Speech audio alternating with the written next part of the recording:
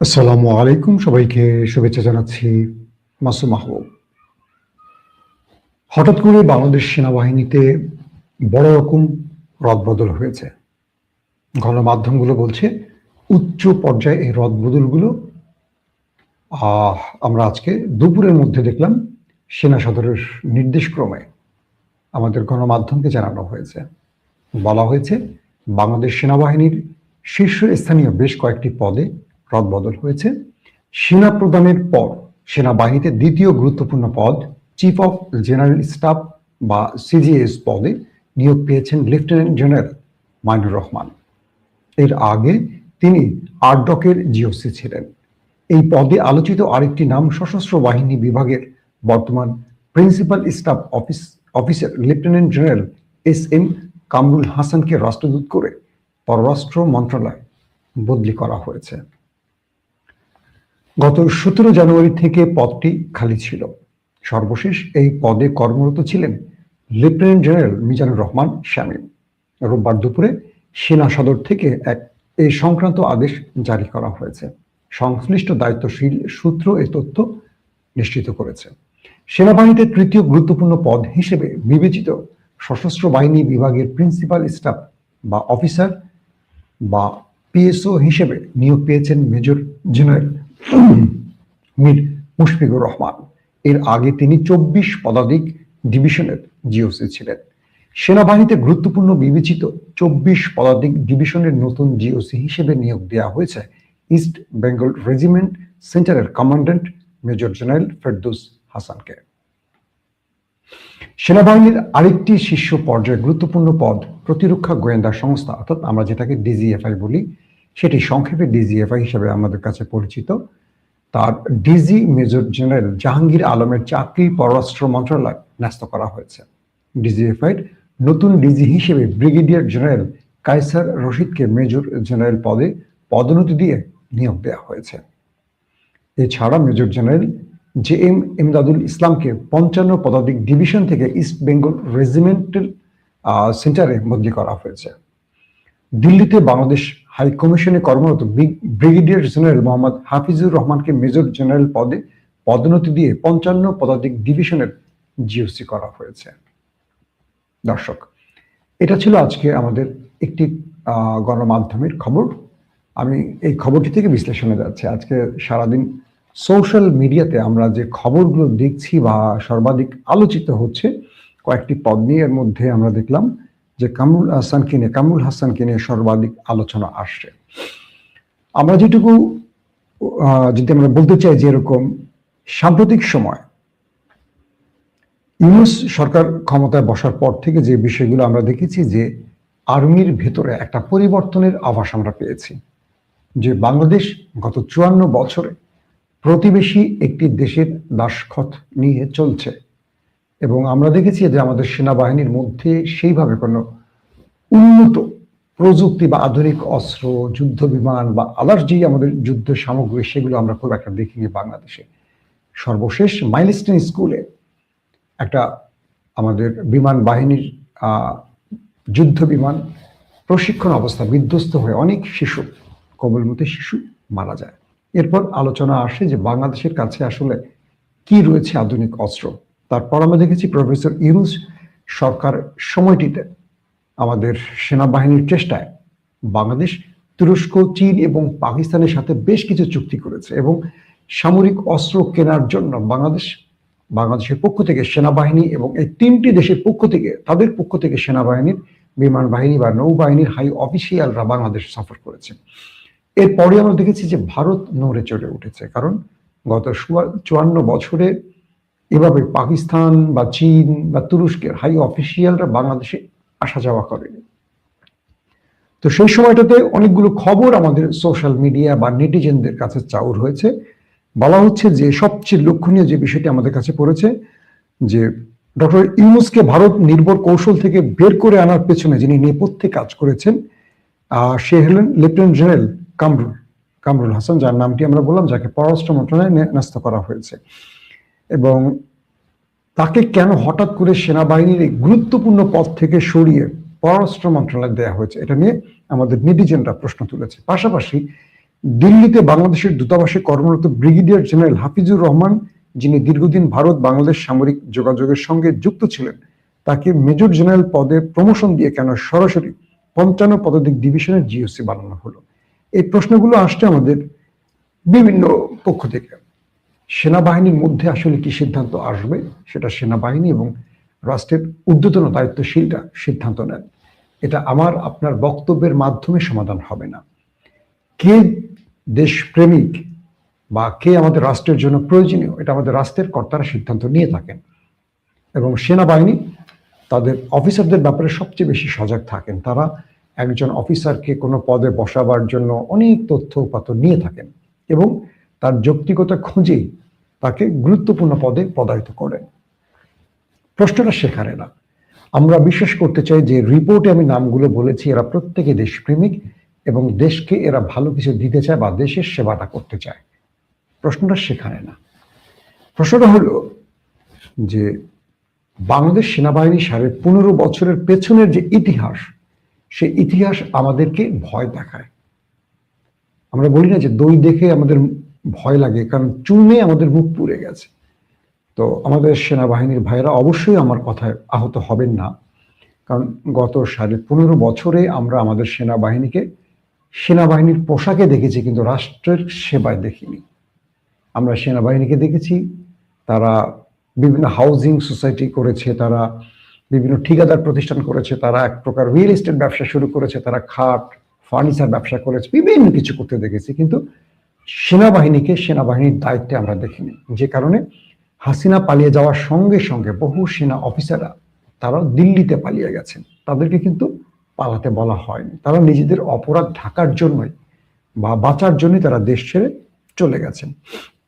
এখন আমরা যদি একটি প্রশ্ন করি যে বাংলাদেশের সাম্প্রতিক সময় যে অফিসাররা প্রফেসর ইউনূসকে নিয়ে চীন, তুরস্ক, পাকিস্তানের সাথে বাংলাদেশের সামরিক ক্ষেত্রগুলোতে উন্নয়নে নজর রেখেছে বা বাংলাদেশের সামরিক ক্ষেত্রে আধুনিক অস্ত্র কেনার চেষ্টা করেছে, J-70 থান্ডার, J-10C, কিংবা তুরস্কের ড্রোন কেনা, আধুনিক চতুর্থ বা পঞ্চম সিরিজের যুদ্ধ বিমান কেনার যে আলাপগুলো বাংলাদেশ করেছিল, এটাকে কি থামিয়ে দেয়া হবে এই রদবদলের মধ্য দিয়ে?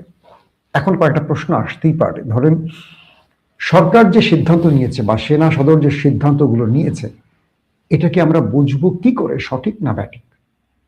এটার জন্য আমাদের কিছু টেস্ট আছে, কিছু পর্যবেক্ষণ আছে। ধরেন, আমি শুরুতে একটি কথা বলেছি যে সেনা সদর বা সেনাবাহিনী বা আমাদের প্রতিরক্ষা মন্ত্রী, যিনি আমাদের প্রধানমন্ত্রী, তিনি প্রতিরক্ষা মন্ত্রী জনাব তারেক রহমান, তিনি অবশ্যই সিদ্ধান্ত ভালো নেবেন। তিনি একজন দেশপ্রেমিক নেতা হিসেবে তাকে আমরা চিনি এবং তিনি দেশের জন্য ভালো কিছু করবেন, এই বিশ্বাস থেকেই বলছি কথাগুলো। তো তার সিদ্ধান্তগুলো যদি আমাদের দেশের জন্য ভালো হয়, নিঃসন্দেহে এটার প্রশংসার যোগ্য। যদি এমন হয় যে এই রদবদলের কারণে আগামী দিনে বাংলাদেশ ঠিক 54 বছরের বন্দোবস্তে ফিরে যায়, অর্থাৎ পাকিস্তানের সাথে, চীনের সাথে, তুরস্কের সাথে বাংলাদেশের যে আলোচনা চলছিল বা যে চুক্তিগুলো হচ্ছিল বা সামরিক অস্ত্র কেনার যে বিষয়গুলো আলোচনা ছিল, এগুলো যদি স্থগিত হয়ে যায়, বন্ধ হয়ে যায়, তাহলে বুঝতে হবে সামথিং রং। আর যদি চলমান বিষয়গুলো আরো উন্নত হয়, ধরেন নতুন যিনি এসছেন বা নতুন যারা পদায়িত হয়েছেন, তারা এই চেয়ারে বসার সঙ্গে সঙ্গে বাংলাদেশ আরো উন্নত হয় সামরিক ক্ষেত্রগুলোতে, আমরা বলবো তারেক রহমান একটা সঠিক সিদ্ধান্ত নিয়েছে। এটা হলো আমাদের প্রথম টেস্ট। দ্বিতীয় যে বিষয়টি, সেটি হলো ইউনূস সরকার বসার পর আমরা বারবার আলোচনা শুনেছিলাম, সেনাবাহিনীর ভেতরে নানান রকম গুজব উঠেছিল। সেনাবাহিনীর মধ্যে একটা বড় সংখ্যক গ্রুপ আছেন যারা হাসিনার তাবেদার। এটা মানেন আর না মানেন, হাসিনা তার অবৈধ ক্ষমতা টিকিয়ে রাখার জন্য, সেটা পুলিশ বলি, র্যাব বলি, আমলাতন্ত্রে বলি, সেনাবাহিনী বলি, প্রত্যেকটা ক্ষেত্রে তার লোকগুলোকে কয়েক স্তরে বসিয়ে রেখেছিল। অর্থাৎ এ চলে গেলে বি, বি চলে গেলে সি, সি চলে গেলে ডি, ডি চলে গেলে, এইভাবে ধারাবাহিকভাবে একটা লেয়ার তৈরি করেছে যে কখনো যদি কোনো প্রবলেম হয়, রাষ্ট্র ক্রাইসিসে পড়ে বা আওয়ামী লীগ ক্রাইসিসে পড়ে, সেক্ষেত্রে প্রথম লেয়ারের কিছু হলে দ্বিতীয় লেয়ার আওয়ামী লীগকে বাঁচাবে, দ্বিতীয় লেয়ারের কিছু হলে তৃতীয় লেয়ার বাঁচাবে। তো সেই হিসেবে একটা কথা আছে যে সেনাবাহিনীর মধ্যে ঊর্ধ্বতন যত বড় বড় পদগুলো আছে এরা শেখ হাসিনার কাছে দায়বদ্ধ, এই কথাগুলো আছে, কিন্তু আমি এটা বিশ্বাস করতে চাই না। কেন চাই না? বাংলাদেশ সেনাবাহিনী একটি পেশাদার বাহিনী। তারা হয়তো রাষ্ট্রীয় বিভিন্ন অনাচারে লিপ্ত হয়েছে, সবাই না, কিছু সংখ্যক অফিসার যারা করাপ্টেড বা দলবাজ। আবার আমাদের এই বাহিনীর মধ্যে ওয়াকারুজ্জামানের মতো লোক ছিলেন, কামরুল হাসানের মতো লোক ছিলেন, হাফিজুর রহমানের মতো লোক ছিলেন, অনেক মেধাবী অফিসার ছিলেন যারা দেশকে অনেক ভালো সার্ভ করেছেন। তো ওয়াকারুজ্জামানকে আমরা যেভাবে বিতর্কে ফেলি না কেন, তিনি কিন্তু জুলাই আন্দোলনে একটা ভালো ভূমিকা নিয়েছেন। তিনি তো শেখ হাসিনার আমলে সেনাপ্রধান ছিলেন। তাকে নিয়ে বিতর্ক থাকলেও তাকে নিয়ে প্রশংসার দাবিও রাখে, কারণ তিনি এই রাষ্ট্রকে গণতান্ত্রিক উপায়ে ফিরিয়ে আনার জন্য তার চেষ্টা অব্যাহত রেখেছেন। আবার তিনি আওয়ামী পরিবারের সদস্য হিসেবে তাকে নিয়ে গুজব আছে। এই গুজবের মধ্যেও আমাদের একটা জিনিস মনে রাখতে হবে, কেউ কেউ তার পোশাকের ক্ষেত্রে খুব পেশাদারিত্ব বজায় রাখেন। সবাই তার পরিবারতন্ত্র বা আত্মীয়তন্ত্রের মধ্যে কাজ করেন না। যারা দেশপ্রেমিক তারা সবসময় দেশকে কিছু দিতে চান। আমরা সেই হিসাবে ওয়াকারুজ্জামানকে চিনে থাকি। কিন্তু প্রশ্নটা হলো, আগামী দিনগুলোতে বাংলাদেশ সেনাবাহিনীর অবস্থাটা কি হবে, সিদ্ধান্তগুলো কি হবে? যে ব্যক্তিকে সবচেয়ে বেশি আলোচনায় আমরা দেখেছিলাম, কামরুল সাহেব, যিনি প্রফেসর ইউনূসকে দিয়ে ভারত বলয় থেকে বাংলাদেশকে বের করে একটা বাংলাদেশের কি বলবো যে বন্ধু রাষ্ট্র খোঁজার যে তার মধ্যে একটা বড় চেষ্টা দেখেছিলাম, সেই ব্যক্তিকে হঠাৎ করে পররাষ্ট্র দপ্তরে নিয়োজিত করাটা আমাদের কাছে কিছুটা সন্দেহের কারণ তৈরি করেছে। এখন দুটো বিষয় আমাদের মাথায় রাখতে হবে, যে এর মাধ্যমে বাংলাদেশ কিছু পাবে নাকি হারাবে। আমাদের সোশ্যাল মিডিয়াতে এখন ব্যাপক আলোচনা চলছে সেনাবাহিনীর এই রদবদল নিয়ে। যারা ভেতর থেকে অনেক তথ্য জানেন তারা অনেক তথ্য প্রকাশ করছেন। আমি ডিটেল আলোচনাগুলোতে যেতে চাচ্ছি না, কারণ সেনাবাহিনী একটি স্পর্শকাতর ইস্যু। এটা নিয়ে আমি আমার দেশের একটা বড় সংস্থাকে বিতর্কিত করতে চাই না। কিন্তু আমরা সিদ্ধান্তের এই রদবদলের পর আমরা একটু সজাগ দৃষ্টি রাখতে চাই, আর সেটা হলো বাংলাদেশের আগামী দিনের পররাষ্ট্রনীতি কি হতে যাচ্ছে। বাংলাদেশ কি চীনের সাথে সামরিক অস্ত্র কেনা বেচার যে চুক্তিটি বলবৎ রাখবে? বাংলাদেশ কি পাকিস্তানের কাছ থেকে ট্রেনিং, আধুনিক অস্ত্র কেনার চুক্তিটি বলবৎ রাখবে? বাংলাদেশ কি তুরস্কের সাথে তার যে একটা নতুন সম্পর্ক সৃষ্টি হয়েছে এটা বলবৎ রাখবে? নাকি এগুলো বন্ধ করে দিয়ে আবারও প্রতিবেশী দেশটির কাছে নিজেকে সমর্পণ করবে? এর উপরই ডিপেন্ড করবে আমাদের চিন্তাটা আসলে কি ছিল, সঠিক না ব্যাঠিক ছিল, এক নম্বর। দুই নম্বর বিষয় হলো, তারেক রহমানের প্রধানমন্ত্রীত্বের পর অনেক রকম গুজব উঠেছে বাংলাদেশে। আমি এটাকে গুজব বলবো, এটার কোনো সত্যতা আমাদের কাছে যেহেতু নেই, গুজব হিসেবে দেখতে চাই। সেটা হলো যে তিনি কোথাও কোনো কি বলবো যে নিজেকে সঁপে দিয়ে এই দেশের প্রধানমন্ত্রী হয়েছেন, এটা আমাদের বিরোধী শিবির থেকে বারবার উচ্চারিত হচ্ছে। আমরা এটাকে বিশ্বাস করতে চাই না। আমি আমার ভিডিওগুলোতে বারবার বলেছি যে তারেক রহমান প্রয়োজনে আরো 50 বছর ক্ষমতার বাইরে থাকবেন, দেশকে বিক্রি করবেন না। যেমন বেগম খালেদা জিয়া বলেছিলেন, শেখ হাসিনা এই দেশের জন্য একটা ভয়ঙ্কর, এবং তিনি এটা ভয়ঙ্কর সাপের চেয়েও ভয়ঙ্কর, এটা বেগম খালেদা জিয়া বলেছেন। তিনি এই দেশে অবৈধভাবে টিকে থাকার জন্য দেশটাকে প্রতিবেশীর কাছে বিক্রি করে দিয়েছিলেন। বেগম জিয়া এই কথাটি বলেছিলেন শেখ হাসিনাকে নিয়ে, যে তিনি একটা ভয়ঙ্কর সাপের চেয়ে বিষধর। তো সেই দলটি বিএনপি এবং বেগম খালেদা জিয়ার একমাত্র উত্তরসূরি এখন আমাদের জনাব তারেক রহমান। তারপরে হয়তো তার সন্তান আসছে বা আসবে। তো আমাদের প্রতিটা চোখ, 20 কোটি মানুষের, আমরা বলতে পারি 40 কোটি চোখ তাকিয়ে থাকবে সিদ্ধান্তগুলো কি আসে। এক, বাংলাদেশে ইনকিলাব জিন্দাবাদ, আজাদি বা আমাদের এই যে স্লোগানগুলো জুলাই, হঠাৎ করে এই জিনিসগুলো কেন যেন রাষ্ট্র যারা ক্ষমতায় বসছে তাদের কাছে আর পছন্দ হচ্ছে না। এটা আমাদের জন্য নতুন টেনশনের কারণ হয়ে গেছে। আজকে বিএনপির অনেক পোড় খাওয়া নির্যাতিত অনেকের সাথে আমার কথা হয়েছে, সোশ্যাল মিডিয়াতে যারা নিয়মিত থাকেন তারা খুব আফসোস করে বলছেন, গত 15.5-16 বছরে আওয়ামী লীগ আমাদের সাথে কি আচরণ করেছে, আর আমাদের দল আওয়ামী লীগের সাথে গোপনে প্রেম শুরু করছে কেন। এই আলোচনাগুলো এখন সবার কাছে আসছে, বিভিন্ন জায়গায় আওয়ামী লীগ আত্মপ্রকাশে আসছে। যখন নিরপেক্ষ সরকার ছিল প্রফেসর ইউনূস, তখন আওয়ামী লীগ মাঠে নামতে পারেনি। কিন্তু যখন একটা দলীয় সরকার ক্ষমতায় আসলো, আমরা দেখছি বিভিন্ন জায়গায় আওয়ামী লীগ প্রকাশ্যে আসছে। আমাদের নতুন করে প্রশ্ন আসছে মাথায়, তবে কি প্রতিবেশী কোনো দেশের চাপে বিএনপি আওয়ামী লীগকে নতুনভাবে রাজনীতির সুযোগ করে দেওয়ার পরিকল্পনা করেছে? এই প্রশ্নগুলো কিন্তু আমাদের টেনশনে ফেলছে। আমাদের দেখলাম যে জুলাই সনদ নিয়ে বা জুলাই নিয়ে, বিপ্লব নিয়ে, গণভোট নিয়ে বিএনপি প্রথমে এক কথা বলছে, এখন আরেক কথা বলছে। এখন দেখছি বিএনপির নেতাদের মধ্যে অনীহা সৃষ্টি হয়ে গেছে জুলাই গণভোট, এবং আমরা জানি যে বিএনপি নায়ের পক্ষে ভোট দিয়েছে। ক্ষমতায় আসলে বিএনপি কেন যেন চেহারা পাল্টে দেয়, বিএনপি চেহারাটা পাল্টে যায়, এটা খুব দুঃখজনক। আল্লাহ না করুক কখনো যদি আওয়ামী লীগ আসে, এই বিএনপি আবার এই গণভোটের পক্ষে মাঠে নামবে। এই উদাহরণটা বারবার দিয়েছি না? এই বিএনপি কেয়ারটেকার সরকার দিতে চায়নি, আওয়ামী লীগ জামাত বাধ্য করেছিল। আবার আওয়ামী লীগ ক্ষমতায় এসে এই কেয়ারটেকারকে আদালতের ঘাড়ে বন্দুক রেখে বাতিল করে দিয়েছিল। বিএনপি আবার এই কেয়ারটেকারের জন্য 15.5 বছর আন্দোলন করেছে। এই বিএনপি আন্দোলন করেছে যারা কেয়ারটেকার দিতে চায় না। তো আজকে যে গণভোটটা হয়েছে সেটা যদি অবৈধ হয়, তাহলে যারা ক্ষমতায় বসলেন তারা কিভাবে বসলেন? সেটা তো অবৈধই হয়, তাই না? প্রফেসর ইউনূস অবৈধ হয়, জুলাই অবৈধ হয়, গণভোট অবৈধ হয়, সংসদ নির্বাচন অবৈধ হয়। এটাকে বৈধ করতে হবে কিভাবে? হাসিনা তার পূর্ণ মেয়াদ শেষ করে আবার নির্বাচন দেবে, সংবিধান তাই তো বলে। আংশিক বৈধ, বাকি সব অবৈধ।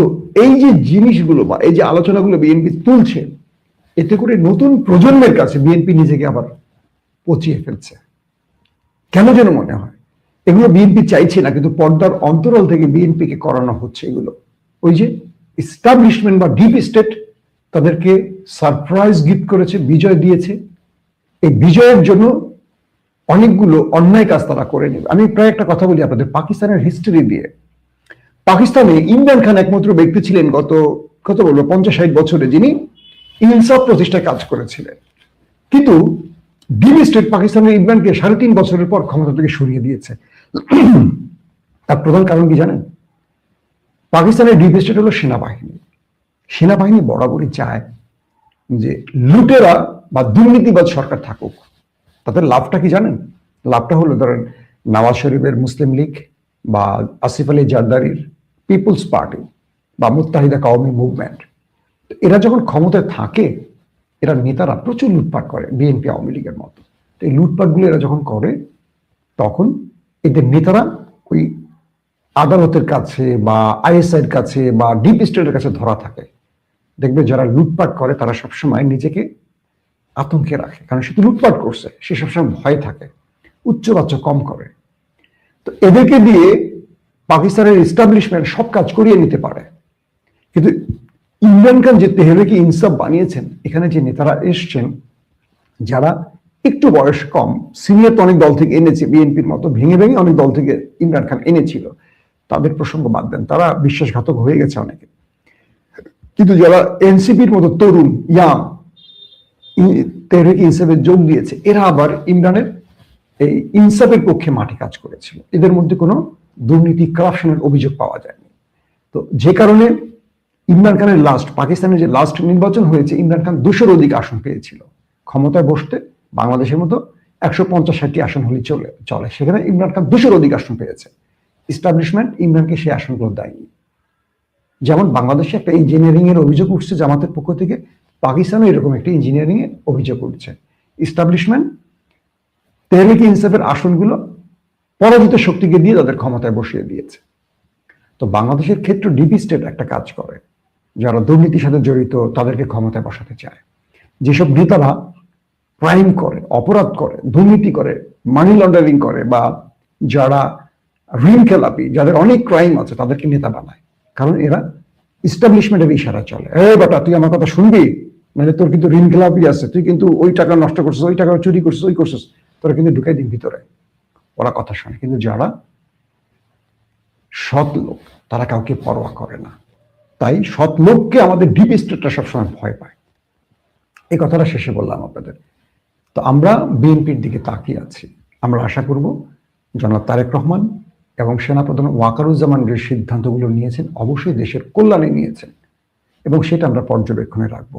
আগামী দিনে বাংলাদেশের সেনাবাহিনীর অবস্থা কোথায় যায়, বা বাংলাদেশ সেনাবাহিনীর 54 বছরের যে ধ্বজভঙ্গ অবস্থা সেখান থেকে আরো উন্নত হয় কিনা।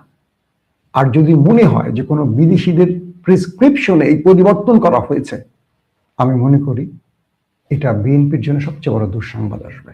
কারণ বিএনপি রাষ্ট্রীয় ক্ষমতায় এসছে প্রায় 18 বছর পর, এবং বিএনপি এই সুযোগটিতে তার দলকে আবারও একটা উন্নত জায়গায়, একটা প্রতিষ্ঠিত জায়গায় আবার তৈরি করতে পারবে। এই 5 বছর বিএনপির জন্য খুবই চ্যালেঞ্জ টাইম যাবে। আর বর্তমান সময়ে যারা বিরোধী আছেন তারা আওয়ামী লীগ না, তারা বিএনপিকে খুব টাফ টাইম দেবে। তারা খুব গঠনতান্ত্রিক এবং শৃঙ্খলাপূর্ণ রাজনীতি করে। তো বিএনপি যে সিদ্ধান্তগুলো ভুল নেবে, আমার মনে হয় না যে তারা সেই ভুল সিদ্ধান্তে অটুট থাকতে পারবে। তাদেরকে নাড়িয়ে চাড়িয়ে ছাড়বে। পার্লামেন্ট শুরু হলে আমরা দেখব কি শুরুটা হয়। সো রাজনীতিতে তারেক রহমান যতক্ষণ প্রধানমন্ত্রীর চেয়ারে আছে, আমরা আশা রাখতে চাই তিনি ভালো কিছু করবেন। প্রত্যেকে ভালো থাকবেন। আল্লাহ হাফেজ।